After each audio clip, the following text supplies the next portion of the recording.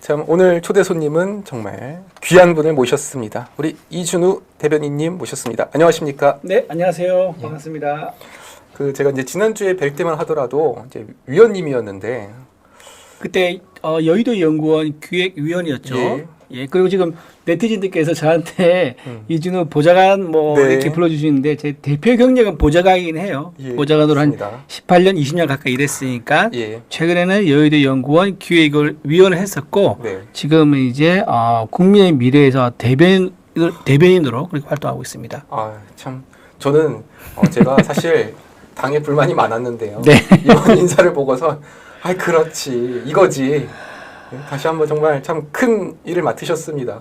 예. 요즘 논평 엄청 쏟아내시던데요. 예, 논평 하루에 한 3개, 4개씩 쓰고요. 제가 직접 논평하는 것도 있어요. 하는 것들은 하루에 한 2개 정도 하는 것 같고, 예. 이제 그 다른 분들 논평 쓴 거를 제가 이제 교정이나 이제 좀 해주는 것도 있어요. 그래서 왜냐하면 논평이라는 게 그 네. 일관성, 그러니까 예. 당의 입장이 일관되게 쭉 가야 되는 거, 네. 그거 하나, 그리고 퀄리티도 하나. 그러니까 퀄리티가 또 들쑥날쑥하지 않아야 되니까요. 예. 그래서 그 두 가지를 같이 좀 제가 같이 보면서 저도 논평을 하고 있고 그렇습니다.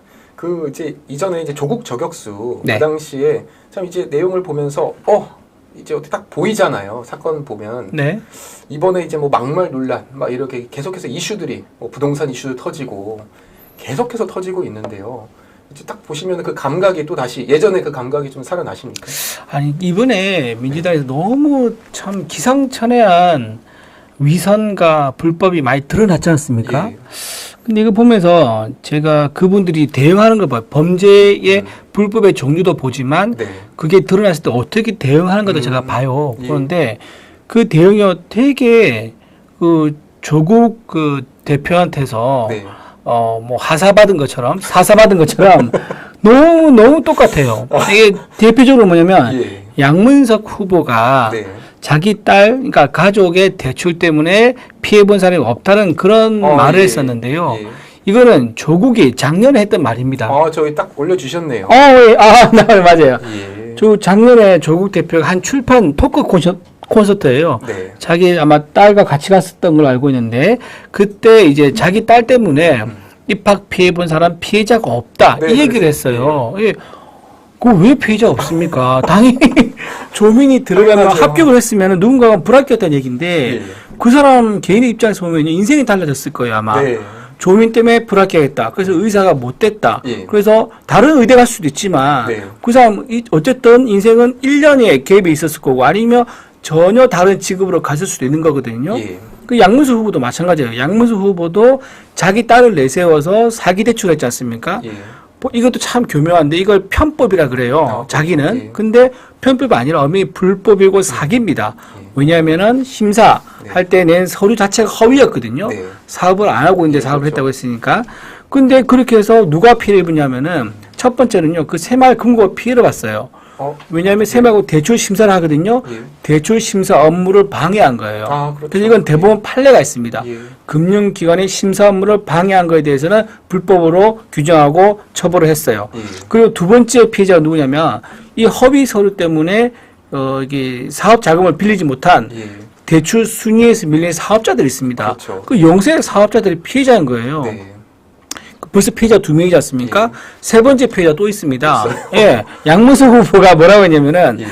그 방송에서 이런 얘기 했습니다. 여러분, 그 부동산 담보 대출 이 규제를 강화해가지고 서민들이 집을 못 사게 해야 됩니다. 라는 그런 취지로 얘기했어요. 예. 그게 무슨 의미냐면은 집값이 막 오르니까는 네. 대출을 규제해서 사람들이 집을 못 사게 만들어야 한다. 그러면 집값이 떨어질 거라는 아주 단순한 이제 주장이 논리로 폈는데 그러면서 본인은 어떻게 했냐면요. 대출을 했잖아요. 처음에 대부업에서 밀렸죠. 맨 처음에 대보험, 그 사금융에서. 예, 그게 20% 짜리. 엄청 고금리 대출인데 나는 거기에 뭔가 어둠에 그 무슨 진짜 비밀이 있을까 생각이 들어요. 지금 저도 그게 찾고 있는 중인데 거기서 한 6개월인가 버티다가 나중에 그거를 20% 이자가 얼마나 셉니까? 뭐 1,000만 원 정도 뭐 나온다고 하더라고요. 네, 그러니까 그거를 못 버티니까 자기 딸을 이제 사업자 대금으로 빌려서 그 갚고 예. 그 다음에 이제 나머지 또 이제 자기 딸 용돈 주고 유학도 보내고 나머지 생활비 썼겠죠. 네. 예, 그렇게 했어요. 그러니까 국민들이 그 양문석 후보가 방송에서 말한 대출 규제를 해야 된다. 이 말을 믿고 대출 안 받은 국민들이 되게 많아요. 아, 대출 못 받는구나. 네. 금융기관을 규제를 했구나라고 해서 그 집을 안 샀어요. 네. 근데 그 사람들은요. 불과 4년 사이에 네. 양문석이 산 집은 후보가 산 집은 시세 차익이 12억이 됐습니다. 그러니까 30억에 사서 42억인가 됐어요. 네. 12억을 벌었고요. 네. 그때 대출 안 해서 집을 안 산 서민들은요. 상대적으로 벼락 거지가 된 거예요. 그렇죠. 예. 그러니까 이렇게 금융기관, 네. 그리고 누군가 영세사업자, 그리고 국민들, 이 피해자가 벌써 3명이나 되는데, 피해자가 없다는 그런 황당한 소리를 하는 그 뻔뻔함에 너무 저는, 예. 너무너무 화가 납니다. 그러니까 이게 사실 대변인님께서 원래 좀 은퇴를 하시는 게 사회가 깨끗해졌다는 증거인데, 그렇죠. 지금 일이 넘치셔가지고 요즘 그렇죠. 하루 종일 좀 바쁘시죠. 아, 예, 그렇죠. 지금. 그러니까 이게 지금 정상적인 사회라면은 아 오늘 논평을 뭘 쓰지? 쓸 게 없네. 그렇죠. 공격할 게 없네. 정말 그 말 맞아요. 그래서 아침에 우리가 9시에 회의를 하거든요. 그러면 각자 아이템을 가져와요. 그래서 네. 논평 낼게 뭐 할 거냐 이게 있는데 오늘 아침 상황입니다. 논평 낼게 너무 많으니까 이걸 자르는 거예요. 너무 많이 나가면 그 언론에서 못 받는다. 네. 그래서 순서를 잡아서 이거 어떤 건 포기하고 어떤 건 하고 이제 이런 논평을 회의를 해요. 실제로. 그래서 너무 황당하게도 민주당에서 너무 이제 황당한 뭐 이루 말할 수 없는 예. 불법과 그다음에 파렴치한 것들을 많이 보여줘서 저희들 너무 바쁩니다 요즘에. 아까 저도 이제 그 방송을 이제 매일 하는데 네. 1시간 동안 이제 방송을 하면은 제가 이제 양문석을 일단 잡고 조국 하다가 제가 어저께는 어떤 일이 있었냐면 공영훈 이슈가 이게 또 제기가 있었죠. 됐는데 예, 뭐 딸을 뭐 채용을 했니 마니 뭐 이런 네. 이슈가 있는데 아 시간이 부족해가지고 못했죠. 넣을까 말까 하다가 한 10초를 언급하고 막 넘어갔거든요. 공룡 잠깐 말씀드려도 되나요? 예. 공룡 후보가 네. 이제 아들 문제 여러분 보셨을 거예요. 아들한테 군에 있는 아들한테 예. 군대 복무 중인 아들한테 집을 네. 증여를 했죠. 그리고 그 증여도 했으니까 증여세를 내죠. 예. 그 증여세도 또 자기 돈이 그러니까 아버지가 돈을 빌려서 냈으니까 증여세를 내고 그 증여세 또 증여 또 붙는 거예요. 아. 그렇게 증여를 세금까지 내면서 예. 아들한테 네. 일반 청년들은 상상도 못하는 금액을 이제 집을 산 거예요. 예. 근데 그게 지금 30억이 넘습니다. 예. 근데 여러분 생각해 보세요. 지금 군대 갔다 왔으니까 24살, 네. 5살 됐을 건데 그 아들이 군대 갔다 오니까 자기가 30억 자산한 거예요. 이 청년들이 여기서 뭐 어떤 좌절감과 박탈감을 이런 말할 수 있겠습니까? 이게 정상적이가 아닌 것 같아요. 그러면서 본인은 정의와 공정을 위해서 여러분 앞에서 국민을 위해서 일하겠습니다. 네. 라고 하는 게 엄청난 위선이고 네. 위장이죠. 거기다 또 나왔죠. 그 딸, 네. 공연 후보의 딸이 네. 또 현대자동차 그 계열사에 네. 취업을 했는데 그 취업에 뭔가 특혜가 있었다. 그러니까 모 회사의 CEO이기 때문에 네. 알아서 잘 뽑아주지 않았겠느냐 의혹도 있고 실제로 거기서 뭔가 혜택이 있다는 증언도 있는 거예요. 아, 지금 그래요? 상황이. 그래서 채용 비리 의혹도 좀 있고 네. 그러니까 아들은 거액의 부동산을 물려받고 딸은 모든 청년들이 정정당당하게 시험을 봐서 회사에 취업하고 싶어 하는데 네. 아빠가 금수저라는 이유만으로 회사에 취업을 한 그런 의혹까지 있는 상태인 거예요. 참 이러니까 지금 2030에서 사실 이제 원래 청년 세대가 이제 그동안 이제 좀 민주당을 지지하는 이런 네. 성향이었는데 이번 총선은 희한하게요. 2030이 지금 약간 동률까지 왔고 그리고 아직까지 결론 못 내렸다가 지금 상당히 뭐 20, 30%가 나와요. 저는 그게 원래는 이제 민주당을 지지해왔던 청년들이 이런 뉴스들 보면서 박탈감도 느끼고 그쵸. 내로남불도 느끼고 도저히 이거 뽑지 못하겠다. 그런 점에서 아마 지금 이제 무당, 지지하는 정당 없음을 좀 찍고 있는 것 같은데 참으로 저는 이제 청년들한테 외치고 싶어요.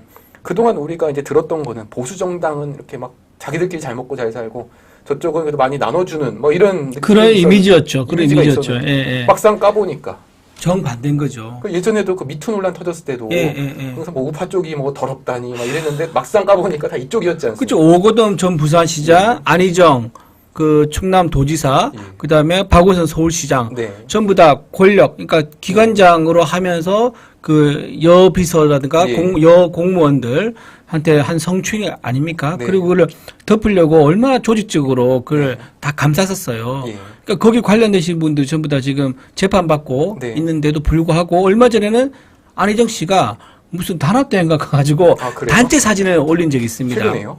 아, 몇 개월 전에요. 몇 개월 전. 근데 그때는 네. 안희정 씨가 이번에 설마 선거에 나오는 거 아니야? 전부 다 너무 놀란 거예요. 예. 아니 피해자가 명백하게 그 나온 자체가 2차 가해죠. 네. 근데 그 사진을 보면 너무 놀라운 게 안희정 씨 주변에 같이 간 이제 산에 같이 가신 분들이 있어요. 네. 그분들 상당 남자 여자 섞여 있습니다. 네. 난 그것도 너무 이상해요. 그걸 또 포용을 해주네요. 그러니까 그 포용 같이 끝까지 가자. 예. 이제 이렇게 하는 사람들 자체가 도덕 기준이라든가 예. 또는 뭐 윤리관념 이런 것들이 어떤 일반인의 시민으로서 가지는 그런 기준에 너무 다른 세상인 것 같아가지고 참 말문이 막히더라고요. 그걸 보니까. 야, 참. 그러면 제가 드는 생각은 이왕 정치할 거면 민주당 쪽이 훨씬 더 낫겠습니다. 특히 부정부패를 저지를 것으로 예상되는 정치인이라면은 저쪽에서는 뭐 해도 어차피 지지해주고 믿어주고 응원해주고 하니까 계속돼서 이렇게 강한 메시지만 나올 수밖에 없지 않을까 싶고요. 그래서 아마 민주당에서 지금 정봉주라든가 네. 송영길 이런 분들이요 굉장히 억울하고 있을 거예요. 근데 진짜 정봉주 이거는 지금 진짜로 내가 무조건 버텼어야 되는데 이런 생각. 왜냐면 자기 입장에서 보면은요 이분들 지금 뭐 박민규, 양문석, 네. 공영은, 양분함, 김준혁 이런 분들 8인차 수준이요. 예. 결코 정모지 더 나쁘지 않아요. 이분들하고 다 또이또해요. 예. 근데 본인만 지금 잘렸지 않습니까? 예. 송영길도 감옥 가 있고. 이재명 조국은 2심 유죄 네. 이치에 2년 받았죠. 네. 그리고 지금 이재명은 지금 기소가 돼서 아주 유력한 지금 혐의가 지금 있는 네. 거고요. 근데 송영길은 이제 막 사건 시작하고 있는데 깜빡에 있어요. 그러니까 본인이 억울하다고 하죠. 예. 그러니까 이것도 참 웃긴 거예요. 자기들 내에서도. 야, 그러면 뭐 본인의 이런 뭐 연줄이 좀 약한지 아니면은 당 내에서 이런 권력 뭐 이런 것이 좀 약한지 모르겠습니다만 제가 봐도 지금 뭐 송영길이나 정봉주 그만큼 지금 반대로 양문석이나 뭐 이런 공영훈 그리고 뭐 박은정 남편 그쵸. 그러니까 이게 사실 오늘 이 방송이 사실 원래 조국 저격수 우리 대변인님을 모셨으니까 조국 얘기를 해야 되는 건데 이게 지금 조국 얘기 이제 많이 나왔으니까 오늘 이제 예. 제가 새로운 얘기 하나 해드릴게요. 새로운 얘기가 있나요? 예. 예. 조국 그 대표 재산 한번 잘 볼 필요가 있습니다. 네. 그 재산이요, 그 법무부 장관 물러났을 때 재산이 네. 53억 5천만 원이었어요. 그때 53억 5천만 원. 예. 그리고 이번에 재산 신고했지 않습니까? 네. 재산 신고했을 때 여러분 보통 직업을 잃고 경제활동 못하고 재판받고 이러면요 재산이 늘겠습니까 줄겠습니까? 써야죠 돈을. 그렇죠. 예. 변호사 비용으로 쓰고 네. 생활비로 쓰고 예. 뭐 이러다 보니까 점점 주는 게 상식이죠. 예. 53억 3천만 원이었는데요. 네. 그게 5천만 원이었는데 지금 얼마냐면요. 53억 8천만 원입니다. 늘었어요? 3천만 원이 늘었어요. 난 이게 너무 이상한 거예요. 예. 이분들이 일가족이 다 재판받고 예. 이제 감옥에 들어가 있고 딸은 뭐 말할 것도 없죠. 딸도 이제 의사 활동 안 했으니까. 예. 근데 어떻게 재산이 더 늘었을까? 네. 가장 저는 드는 의문이 뭐냐면 변호사 비용 이상하다 생각이 드는 거예요. 그러니까 지금 변호사가 거의 초호화 변호인단을 지금 꾸리고 있잖아요. 그렇죠. 그때 아마 기사가 났었는데 초호화 변호인단 해가지고 그때 크게 났었어요. 예. 기사에 난 것에 따르면요. 조국 대표가 14명을 했었고요. 정경심 전 교수가 네. 18명을 변호사를 선임했어요. 예. 이 두 사람 해도 32명입니다. 예. 32명이고요. 여기에 조민 씨까지 변호인은 구성했을 겁니다. 네. 그러면은 못해도 한 40명은 될 겁니다.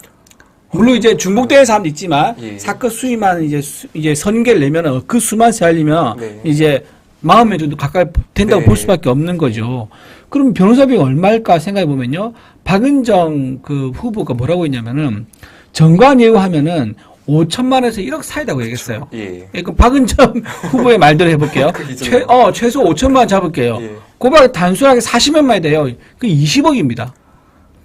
그 20억, 뭐 20억 아니겠지만, 20억이라고 상상될 정도로 많은 변호사 비용이 드는 많은 변호인단을 꾸렸는데, 예. 어떻게 재산이 줄지 않고 오히려 그러네요. 저축을 하고 늘어났을까? 예.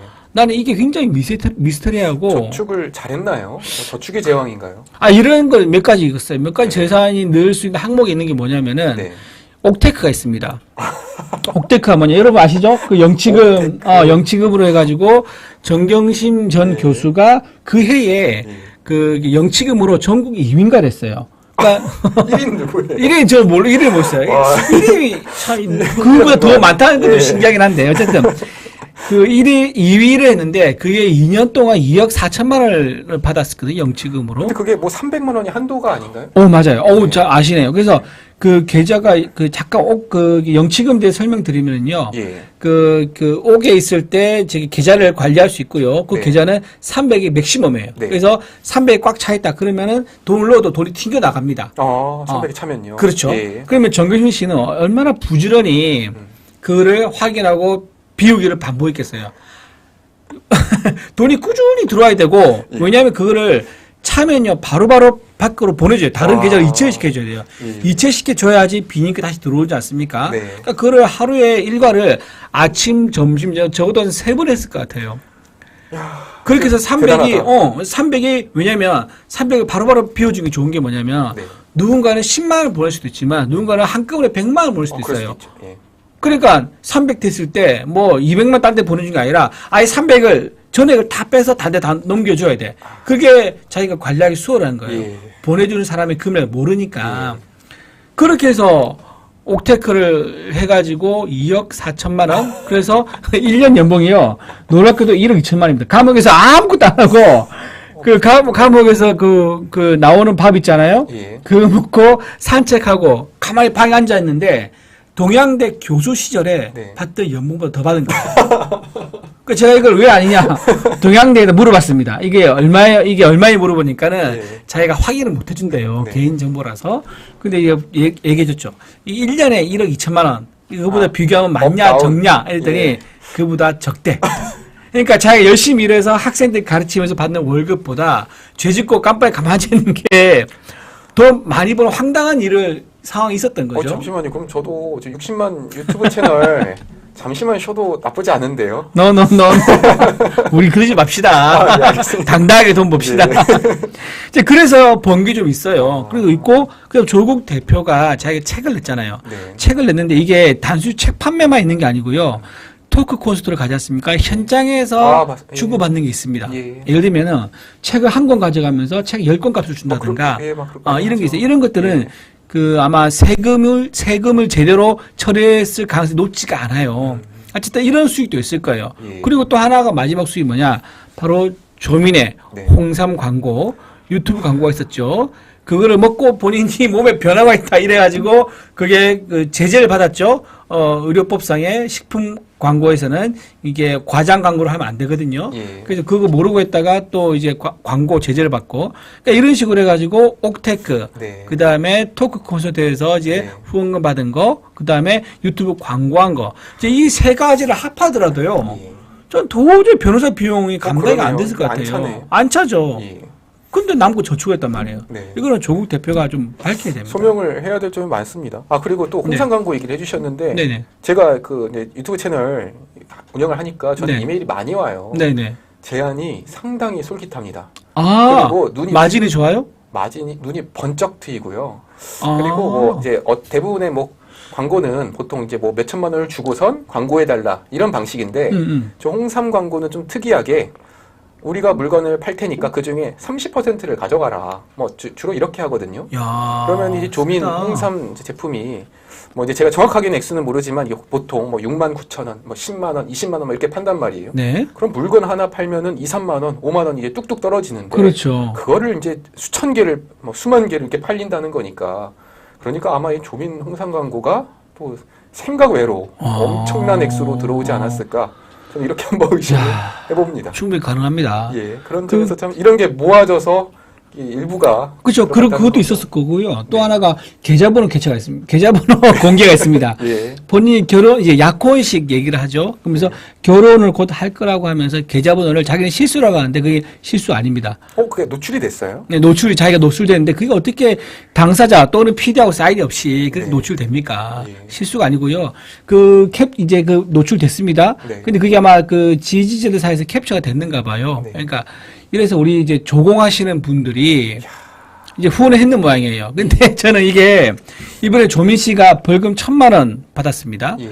그 입시 부정 당사자로서 유죄가 인정됐고 하지만 의사 면허를 반납했다. 그리고 이제 막판에 가서 인정했다. 왜냐면 1심과 2심에서 계속 부인했잖아요. 자기가 뭐 거기 인턴 했다 이런 증명서 진짜라고 하다 결국은 거짓말이라는 걸 본인이 인정을 했어요. 그래서 인정했다는 거 이제 이런 것 때문에 선처를 해서 1,000만 원 벌금을 내렸는데 네, 그렇습니다. 이것도 아마 그 계좌 공개했잖아요. 그 이제 후원금 받아가지고 그걸로 내고 또 연말 뭐 가을에 결혼할지 모르겠지만 호텔 예식장 잡을 거예요. 그것도 아마 그 예식장 예약을 그 돈으로 예약하지 않을까.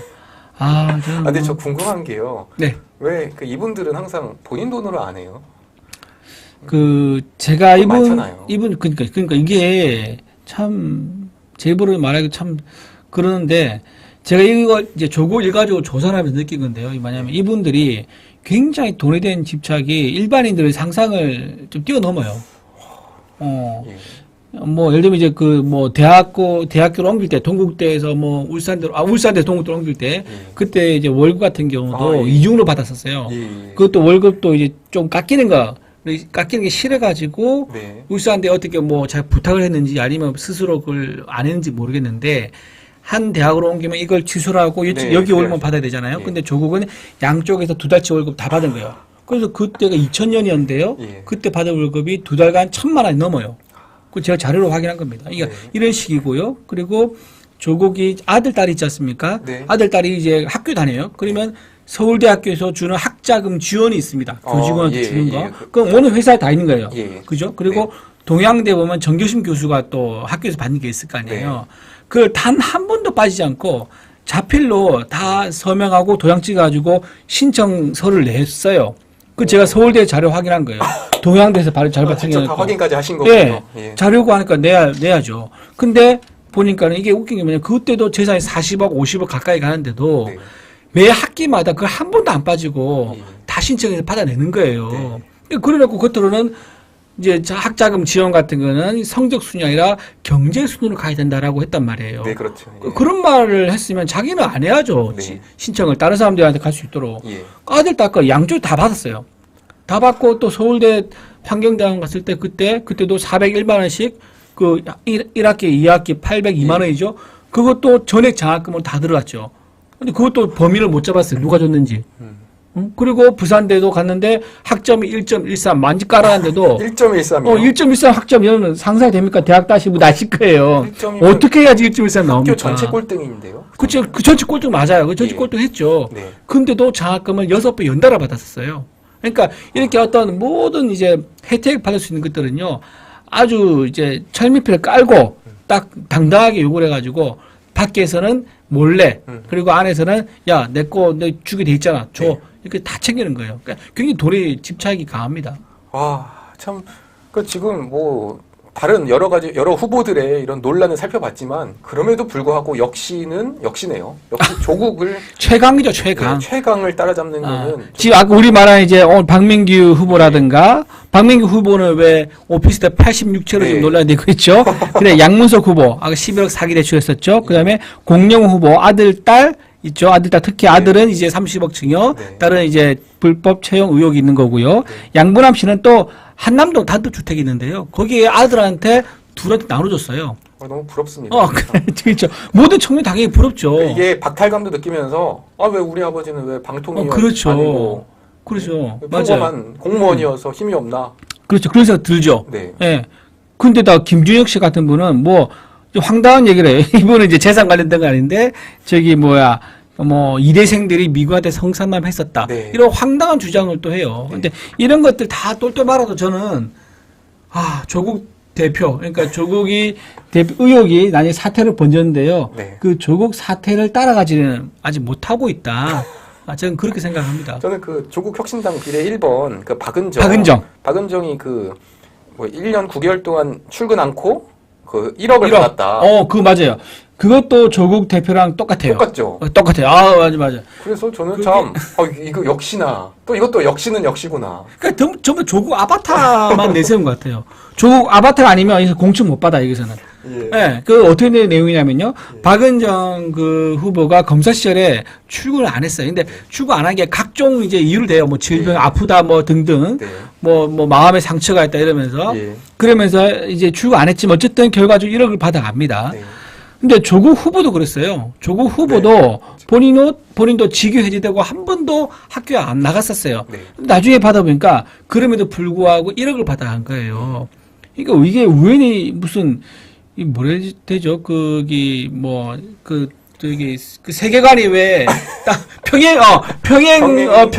예, 이런 뭐 이런 것처럼 예. 예, 이분도 회사 안 나가고 1억 받아갖고 조국도 1억 받아갖고 예. 그 조국은 더 이제 작은 돈 아까 민감하다 그랬었던 게 뭐냐면 민정수석하다가 법무부 장관 간다고 하는 요 잠깐 사이에 네. 그 사이에는 누가 보더라도 이제 저기 학교에 가서 강의를 준비하거나 또는 아이들과 연구하거나 이런 게 아니거든요. 네, 그렇죠. 근데 그 짧은 순간에 민정수석 그만둔 날 바로 서울대학교에 복학 신청을 해.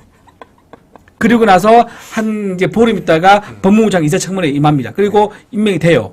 그러니까 요 한 달 안 되는 요 기간 동안 월급을 받았어요. 15일치에. 15일치. 그게 그러니까 15치 더 넘었을 거예요, 아마. 예. 어쨌든 800 얼마가 돼요. 그걸 받아갔어요. 그래서 제가 그때 아직 기억나는 게 서울대에다 자료 요구를 해가지고요. 조국 대표가 혹시 강의 계획서를 제출한 게 있느냐. 네. 왜냐하면 그때 방학 기간이었기 때문에 실제로 뭐 연구 활동하거나 뭐 강의를 하려고 했을 수도 있잖아요. 네. 법무부 장관 안 갈 수 있다는 걸 제가 생각하고. 근데 그게 일찍 없었어요.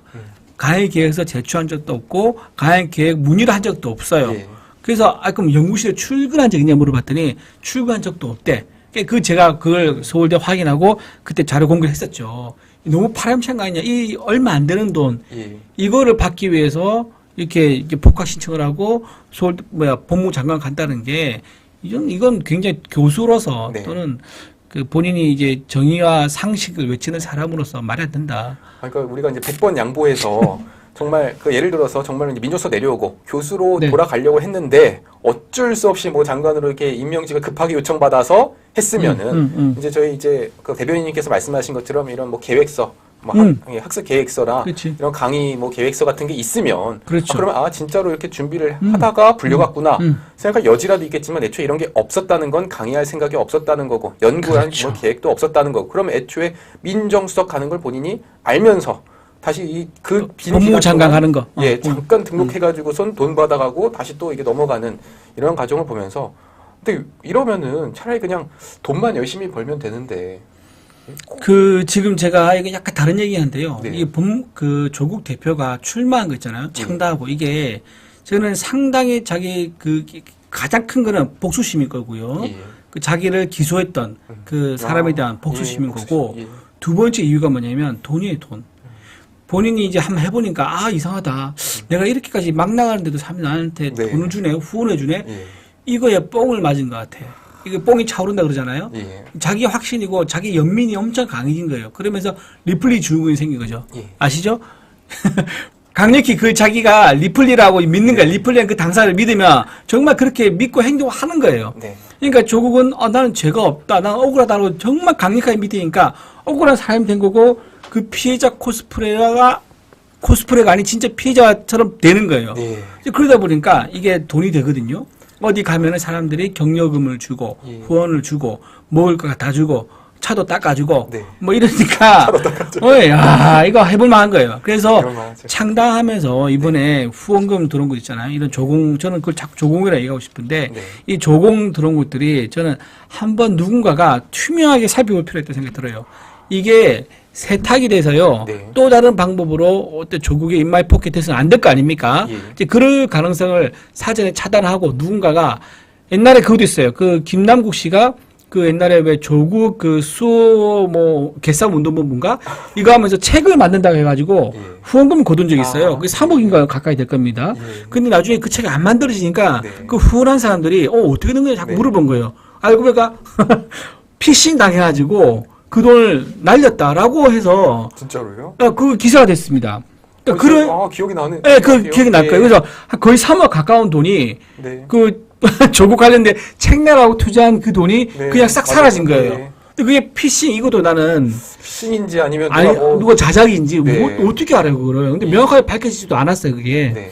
근데 이런 식으로 해서 될 수도 있고요. 또 하나는 옛날에 그 통진당에서 이런 일이 있었던 걸 좀 기억하는데, 그게 왜 기획사 있지 않습니까? 네. 기획사를 통해 가지고 후원금을 세탁을 한 거예요. 네. 그렇게 나중에 문제가 돼서 네. 후보가 물러나고 이런 적도 있었거든요. 네. 그래서 조국 혁신당에서 들어오는 이런 이제 돈들이 네.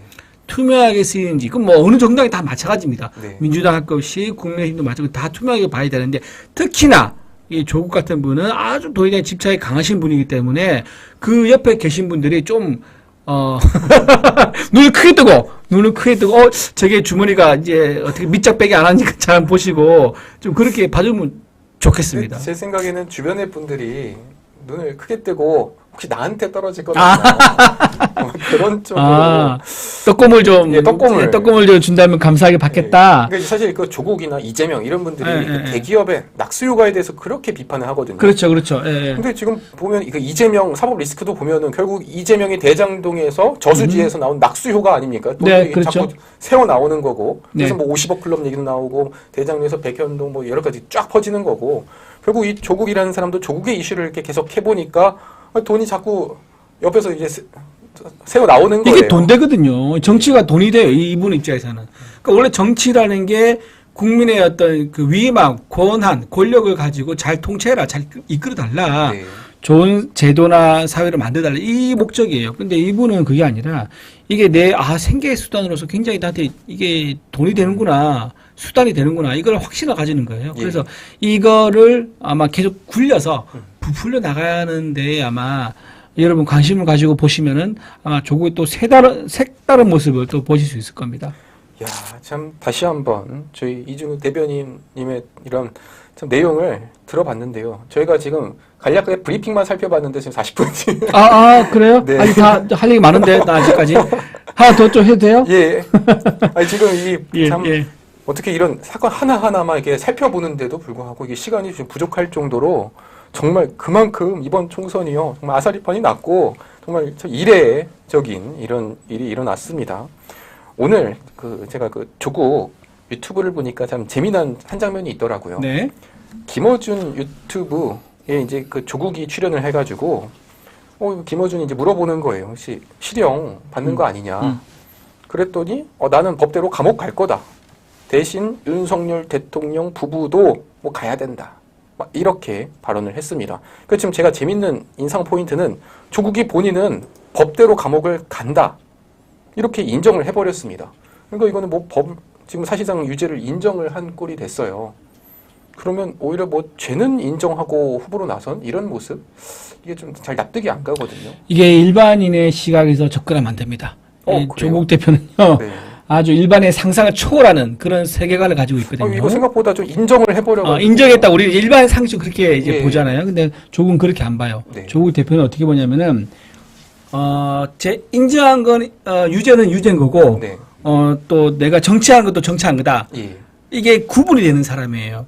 그러니까 범죄자가 정치라는 것에 대해서는 일반 상식적으로는 네. 이 사회에서 통용이 안 되죠. 네. 이게 상식에 맞지 않다. 그렇게 네. 다 알죠. 하지만 조국 세계에서는요, 죄 지은 사람도 정치는 할 수 있지. 네. 근데 그리고 이게 입시부정이라는 거예요. 근데 네. 이거를 조국이 어떻게 이거를 치환했냐면은 마치 정치 사범인 것처럼. 그러니까 무슨 이제 독재에 저항한다거나 무슨 뭐 어떤 불의에 저항한다거나 네, 학생운동하다 학생운동 같은 운동권처럼 네. 이제 그런 걸로 치환을 한 거예요. 근데 그런 게 안타깝게도 먹혀요. 그 먹히는 그 중요한 역할 중 하나가 뭐냐면 이제 김어준 씨 같은 분들 네. 이분들이 조국의 목소리를 계속 반복을 해요. 네. 반복을 하면요 팩트는 하나야 돼요. 허위로 주작된 허위로 만들어진 그 주장과 해석이 팩트를 덮어버립니다. 그러니까 이런 거 여러분 아시죠? 각자의 해석과 의견은 있을 수 있습니다. 네. 하지만 각자의 팩트란 건 존재할 수가 없는 거죠. 지시를 하나니까. 근데 이제 조국 본인부터 포함해서 그런 김어준 씨 같은 분들이 주장과 해석을 무한적으로 반복을 하는 거예요. 반복을 하면요 어느 순간 그게 젖어요. 네. 가랑비에 옷 젖듯이. 예. 그러면은 팩트는 어느 순간 사라지고 뭔가 이 사람의 실체가 억울한 면이 있겠다 하고 네. 이제 이미지가 치환이 되는 거죠. 그걸 이제는 노리는 좀 거예요. 이해가 됐네요. 그러니까 원래 저는 이재명처럼 난 무조건 모르고 죄 없고 다 몰라 이렇게 할 줄 알았는데 나 감옥 간다. 그런데 이런 얘기를 하면서 오히려 그 본인이 이제 과거에 그 학생 운동을 하지 못한 뭐 부채 의식 그런 것처럼 마치 내가 학생 운동하다가 잡혀간 훈장을 이제 예. 별 달고 오는 것처럼 그러죠. 무슨 예. 조폭들이나 옛날에 저 이제 주사파 했던 분들이 이제 교도소 갔다 오면은 이제 별 달고 와가지고 더 의기장량하고 그랬지 않습니까? 그리고 예. 후배들이 더 대우를 해주고 막 이랬던 시절이 있었어요. 예. 근데 나는 이거 조국 이제 아까 왜 감옥 가겠다라고 한 것도 충격이지만 네. 자기는 감옥 가서 뭘 하겠다 말한 것도 충격이에요. 여러분 보셨어요? 뭘 하겠다 말했는지? 여러분 아시죠? 예. 가서 플랭크하고 스쿼트하고 네. 뭐 푸시업하고 이래가지고 운동 열심히 하고 운동 열심히 하겠다고 얘기를 했던 사람이에요. 네. 자, 근데 이거하고 그 지금 사진 있는지 모르겠습니다. 옛날에 턱걸이. 그렇죠. 예. 정경심 씨가 옛날 감옥에 있었을 때요. 네. 그 조국 대표가 자기 SNS에다가 이제 푸시업 턱걸이 하는 거 행운 매달려가지고 그거 뒷모습을 찍어서 올린 적이 있습니다. 네. 그래서 정말 수많은 사람들이 저 정신세계를 우리가 어떻게 봐야 되느냐. 나오네, 하나요. 배우자가 지금 감옥에 가 있는데 본인은 나와서 이렇게 운동을 하고 있으면서 네. 아무렇지도 않은 듯 하는 이런 세계관을 네. 그래서 비난을 많이 받았죠. 그래서 네. 그 나중에 저 사진이 결국은 내려가요. 네. 내려가는데 보십시오. 겉에서 누가 뭐라 하니까 살짝 내려가 감춰. 뭐 인정하듯이. 근데 자기도 모르게 말하는지 또 튀어나왔어. 난 감옥에 가서도, 거기서 사색도 하고, 운동도 하고 이러면 좀 쉬었다 올래. 예. 이런 식으로 무슨 감옥이 스포츠 센터인 것처럼 말을 하는 거예요. 그 동네에 있는 문화센터, 예. 스포츠센터. 예. 그 조국은 지금 뭘 노리는 줄 아세요? 거기서 감옥에서 스포츠센터 몸 관리하면서요, 영치금을 노리고 있습니다. 지금 그걸 준비하고. 정경심의 영치금 2억이 있죠? 2억 4천만 원 받잖아요? 네. 조국의 2년은요, 아마 제가 보기엔 정기심보다 더 빨리, 더 신속하게 300만 원을 계좌를 빌 거예요. 그러면 기다려지겠는데요, 이게? 괜찮죠. 왜냐하면 저건 합법적으로 100% 자기 돈이거든. 이거 내 궁금한 게요. 이거 세금 처리를 소득세로 해야 되나 아니면 뭐로 처리해야 될까요? 사업자는 아니죠. 사업자 아닌데, 저도 한번 알아볼게요. 네. 그게 영치금 다른 후원금 세금을 내는지 어떻게 되는지 모르겠네, 저도. 참 그게. 아마 유례없는 일이기 때문에. 예, 예. 그래서 아니면 뭐 세금이 없이 그냥 생으로 들어올 수도 있겠고요. 그렇죠. 생으로 그냥 들어갈 수도 있죠. 영치금 이게. 근데 일반적으로 금액이 다 소액이기 때문에 다 생으로 했단 말이에요. 네. 근데 저렇게 거액의 영치금 같은 경우는 어떻게 처리해야 되는지 저도 좀 궁금하긴 합니다. 참 다시 한번 저희 대변인님의 이런 날카로운 분석은 그냥 겉에 보이는 걸로만 알아낸 게 아니라 정말 그 사람 이면에 그 아주 내면적인 것까지 이렇게 파헤쳐서 좀 심리 분석까지 해서 이렇게 나온 결과이고요. 그래서 저는요, 이 감옥 만약 본인 간다고 그랬잖아요. 가면은 저는 스포츠센터, 본인이 스포츠센터화 이제 자기 세계관을 만들겠죠. 예. 만들어서 하는 것도 좋은데 저는 좀 심리 상담이라든가 또는 이제 정신과 상담이라든가 이런 것도 같이 병행하면 참 좋겠다. 제가 안 그래도 네. 적당한 심리 상담 선생님을 좀 모셨는데 슬기로운 깜빵생활 나오네. 저 누가 진짜 슬기로운 깜빵생활이다. 맞아요. 예. 드라마네요. 예, 예. 혹시 제가 책을 한번 소개를 좀 해드리고자 합니다. 네네, 좋습니다. 예. 우리 조국 교수님에게 추천드리는 저서와 그렇죠. 상담 선생님 예. 좀 소개를 드리려고 하는데요. 조국 대표가 만약에 감옥에 가지 않습니까? 그러면 네. 저는 이 책을 꼭 넣어드리고 싶어요. 넣어드리고 제가 앞에서 저자 사인을 할 겁니다. 예. 사인을 하고 이 책 읽어보시고 좀 시간 되시면 네. 뭐 간단한 소감이라 좀 보내주시면 정말 고맙겠습니다. 예. 이 책이 지금 몇 세까지 지금 3세 하고 있고요. 3세 지금 나왔습니다. 나왔고 예. 이 책이 지금 조국의 그 디케의 눈물이라는 책이 있지 않습니까? 그거랑 같이 서점이 나라에 전시가 돼 있어요. 그래요? 전시가 돼 있고, 근데 디케의 눈물이 먼저 나왔어요. 네. 그래서 좀 판매 부가 저보다 많습니다. 그건 네. 인정하고요. 근데 우리 이제 문화 전쟁이라 하잖아요. 네, 우리 그렇습니다. 김구 선생님이 했던 말 중에서 저도 크게 동감한 게 뭐냐면 다른 건 몰라도 꼭 문화에서만큼 우리가 일본한테 싸워서 이기고 싶다 하거든요. 예. 네. 저도 그 똑같은 심정이에요. 지금 저런 책이라든가 우파에서 저런 책이나 컨텐츠, 영화 같은 거 나오면요. 네. 여러분들 그냥 박수만 치고 그치는 게 아니라 실제로 여러분들이 몸으로 좀 이제 응원도 해주시고 네. 또 여력이 되면 구매도 해주시고 네. 그걸 소비를 해서 이 컨텐츠가 순환이 되게 해주시면 정말 좋겠어요. 예. 왜냐하면 저런 책이 나오는 거는요. 아까 말씀드린 흩어져 있는 팩트들. 네. 그러니까 흩어져 있는 팩트들을 퍼즐이라 생각하면요. 네. 그걸 맞추는데 시간 많이 걸려요. 예. 그 제가 대신 그걸 맞춰서 네. 책으로 낸 거예요. 그래서 그 퍼즐 맞췄을 때 어떤 모양인지, 무슨 괴물의 모양인지, 메두사의 모양인지, 이런 것들이 궁금하시다 그러면 이 책, 그는 그날 머리를 넘기지 않았다. 이 책을 보시면요. 너무 생생하게 그동안 우리가 잊고 있었던 조국의 강, 그를 그대로 리마인드를 하면서 또 한번 우리가 꼭 투표를 하러 가야 되는구나 이걸 느낄 수 있고요. 네. 이거 가격이 별로 안 비싸요. 그래요? 여러분들 좀 부담 느낄까 싶어가지고 네. 출판사에서 좀 고민을 많이 했다 그러더라고요. 그래서 네. 10,000원도 안 됩니다. 지금 9,450원에. 그렇죠. 9,450원. 여러분 지금 예. 핸드폰 있지 않습니까? 네. 교보문고나 예스24 딱 켜셔가지고 그거 한 것만 구매하셔도 좋고 아니면 세트로 다른 거 같이 구매하셔도 좋습니다.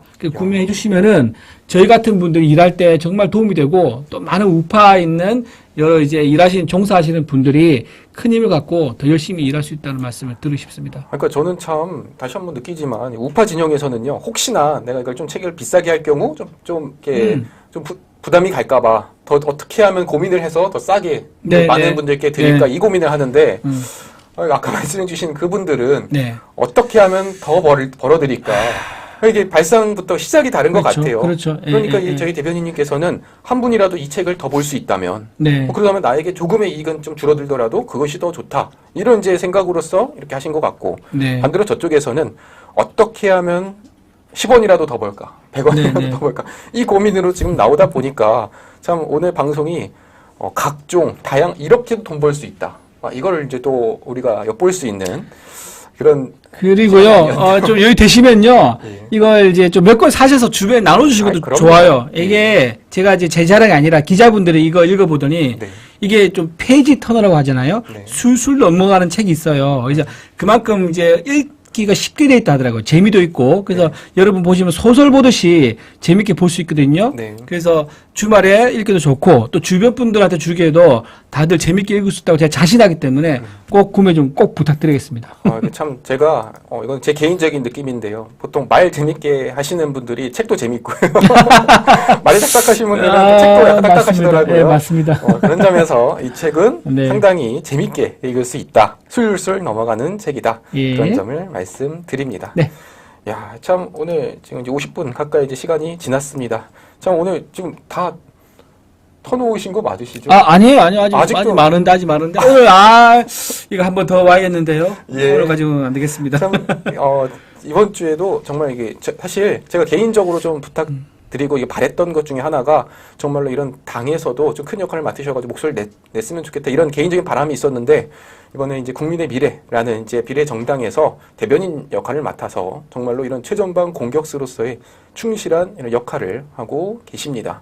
그리고 특히 이게 단순히 입장문만 내면은 거기서 그칠 수 있겠지만 또 여러 방송에 나와가지고 진짜 이렇게 생생하게 목소리를 전할 수 있다는 점에서 저는 이게 너무 좋은 상황인 것 같아요. 제가 지금 좌파 유튜버들을 한번 쭉 돌아다 보니까 그 민주당 비례정당의 후보들이 지금 그 좌파 유튜버에 다 출연을 해가지고 안녕하세요. 저는 1번 받은 누구입니다. 그렇죠. 몇 번 받은 누구입니다. 소개드립니다. 김호준 방송가도 그렇고 새날이라는 뭐 이런 좌파 유튜버들 가니까 다 1번부터 20번까지 나와서 소개를 하더라고요. 어느 방송은 조국혁신당 1번부터 20번까지 나와가지고 이렇게 소개를 하더라고요. 그런 점에서 이게 제 또 한 가지 개인적인 바람은 이렇게 소통하는 것. 이것이 정말 이번 총선에 있어서 정말로 중요하고 이런 괴리감을 또 이렇게 좁힐 수 있는 그러면서도 와 이렇게 하면 국민의힘에 국민의미래당에 이런 좋은 분이 있네 말 잘하는 분이 있네 친근한 분이 있네 이런 인식을 심어주는 것도 참으로 이런 정당에서 해줬으면 하는 저의 이런 개인적인 바람입니다. 이 심야 방송도 하나요? 심야 라이브? 예, 제가 이제 제 개인 개인에서? 채널에서는 밤 11시하고 저는 택시값 안 주면 가기 어렵습니다. 제가 그러면요 네. 처음으로 택시값을 드려서 제가 간절히 좀 예. 모셔보도록 그 하겠습니다. 도희님께서 되게 좋은 제안 하셨는데요. 아까 유동규의 댄스 네. 그거 구입했다 그러더라고요. 네. 그거랑 같이 사셔도 좋아요. 그러네요. 같이 사면 나중에 두 권이 하나의 배송비로 들어올 수 있으니까는 네. 아마 여러분 더 이제 재미있게 네. 볼 수 있을 겁니다. 네. 참 이번 총선 느낌이 상당히 다릅니다. 지난번 총선 때는요. 제가 개인적으로 스피커 분들이 많이 없었다. 네, 네, 그리고 네. 일방적으로 공세에 좀 밀리는 네. 뭐 그런 상황이다 보니까 결국에 공세만 맞다가 수비하다가 이게 지는 이런 결과였다면 이번에는요 좀 상황이 바뀐 것 같아요. 오히려 역공을 하고 네. 이렇게 딱 밀 수 있는 이런 구도가 특히 이준우 대변인님의 이러한 최전방 공격수를 통해서 지금 당이 확실히 달라졌다 이런 느낌이 들었습니다. 그런 점에서 이번 총선 정말로 기대를 해보셔도 좋을 것 같습니다. 저희 시청자분들께요 이제 마무리 인사도 부탁드리겠습니다. 네, 여러분 이 자리에서 뵙게 돼서 너무 이제 반갑고 고맙고요. 제가 아까 제가 말씀드린 것처럼 아까 각자의 의견에서도 각자의 팩트는 없습니다. 그리고 이어서 팩트가 다르면 판단도 달라져야 합니다. 그게 이성적인 사회고요. 성숙한 시민 사회라고 믿습니다. 여러분 앉아서 분노하지 마시고요. 행동으로 분노를 표출해 주십시오. 이번 사전 투표 아시죠? 이번 주 금요일 토요일 있고요. 4월 10일 날 본투표 있습니다. 여러분뿐만 아니라 주변 많은 그 좋은 친구분들 꼭 투표장 가서 투표하시도록 꼭 좀 많이 응원해 주시기 바랍니다. 예, 감사합니다. 예, 그러면 저희 시청자분들께서도 참 재미난 시간이 되셨을 거라고 생각이 듭니다. 오늘 방송 여기서 마치도록 하겠습니다. 감사합니다. 감사합니다. 네.